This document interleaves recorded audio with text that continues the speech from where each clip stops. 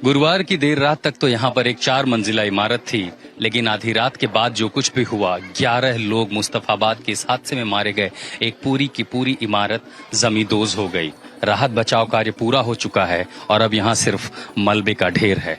इस मलबे के बीच कुछ अपनी जरूरत की चीजें खोजते लोग, तो कई वो उस परिवार के लोग जिन्होंने 11 लोगों को खो दिया। इस हादसे में एक ही परिवार के 8 लोग मारे गए और 11 लोगों की जिंदगी तबाह हो गई जब एक पूरी इमारत मलबे में तब्दील हो गई। सरकार जांच के बाद कह रही है, राहत बचाव एजेंसियां जब इस मौके पर आई थी तो जितनी पूरी कोशिश की गई, लेकिन 11 लोग इस हादसे का शिकार हो गए और अब इसी जगह पर इलाके के लोग हैं।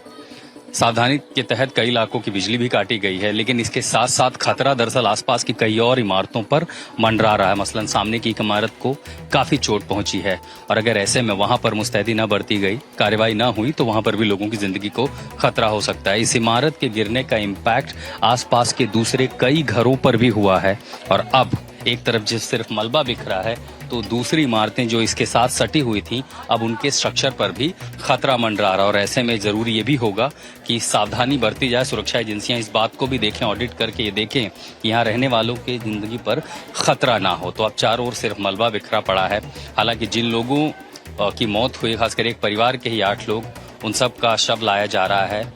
उनको परंपरागत तरीके से आखिरी विदाई दी जाएगी। लेकिन इसी के साथ साथ दरअसल सवाल उठ रहे हैं राजधानी दिल्ली में होने वाले निर्माण कार्यों पर, खासकर कच्ची कॉलोनियों में और इस तरह की तमाम कॉलोनियों में जहां पर बेतहाशा निर्माण हो रहा है।